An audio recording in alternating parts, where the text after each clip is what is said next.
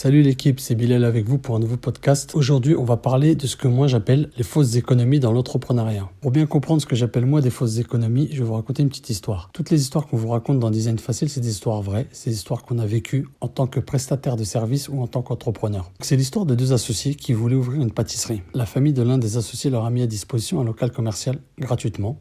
Sans pas de porte, sans loyer, sans rien, entièrement gratuit. Ensuite, ils m'ont sollicité pour toute la partie graphique, donc le logo, les flyers, la déco, l'habillage des vitrines, etc. Dans la discussion, ils m'ont demandé qu'est-ce que je pensais du projet. Je trouvais que c'était un très très beau projet, mais je trouvais l'endroit mal placé. Je trouvais pas que c'était un bon emplacement. Donc je leur ai dit, je leur ai fait part de mon ressenti, et ils m'ont dit oui, mais financièrement, ça y est, on est limite. En plus, c'est une opportunité pour nous, on paye pas de loyer. Alors moi, ce que eux appelaient une opportunité, moi j'appelais ça plutôt un cadeau empoisonné. Même si ça partait d'une bonne intention, bien sûr, il n'y a pas de problème. Mais stratégiquement, ils étaient pas du tout au bon endroit. Dans ce cas-là, il faut compenser par de la communication, mais vraiment mettre le paquet pour se faire connaître au maximum. Parfois, on peut trouver certains endroits vraiment perdus.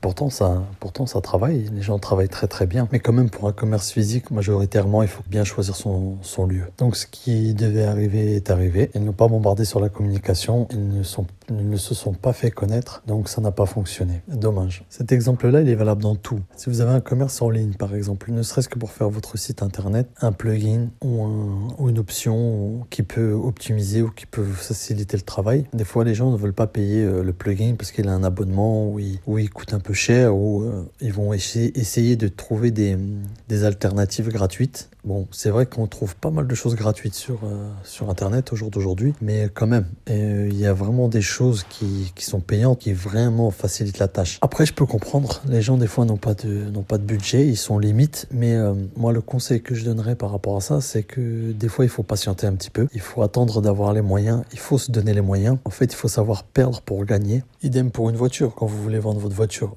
soit elle est toute neuve, elle est nickel, mais si elle a des petites imperfections, vous allez essayer de la retaper, vous allez essayer de refaire un petit peu, la rendre un peu plus neuve pour mettre toutes les chances de votre côté. Dans le business, c'est pareil, il faut mettre toutes les chances de votre côté. Beaucoup de gens disent j'ai essayé mais j'ai pas réussi. Mais pourquoi ils n'ont pas réussi? Ils se sont pas donné les moyens, ils ont essayé de bricoler et ça a pas marché. L'entrepreneuriat, c'est pas du bricolage, c'est quelque chose qui va nous faire vivre, c'est quelque chose qui va nourrir notre famille, c'est quelque chose qui va payer notre loyer, quelque chose qu'il faut prendre au sérieux et s'investir pour de vrai, pas faire semblant. Si vraiment on a tout fait, on s'est investi financièrement, physiquement, la totale, et que ça n'a pas marché, oui, là, ok, on peut dire ok, ça n'a pas marché, parce que tous les business ne fonctionnent pas. Après, il faut être patient. Des fois, ça fonctionne pas du premier coup. Ça fonctionne l'année d'après, ou peut-être 2 ans après, ou peut-être 3 ans après. Mais au moins, on se sera donné les moyens de réussir. Donc, le conseil à retenir, c'est vraiment, quand vous lancez un business, si vous n'avez pas encore toutes les bonnes cartes, patientez, continuez à travailler. Si vous êtes salarié pour un patron, ou si vous avez une rentrée d'argent, continuez. Faites des économies afin de mieux investir dans votre business. Après, il faut un juste milieu. Il faut un juste milieu dans tout. Il ne faut pas non plus attendre d'avoir un million pour investir. Il faut, dès que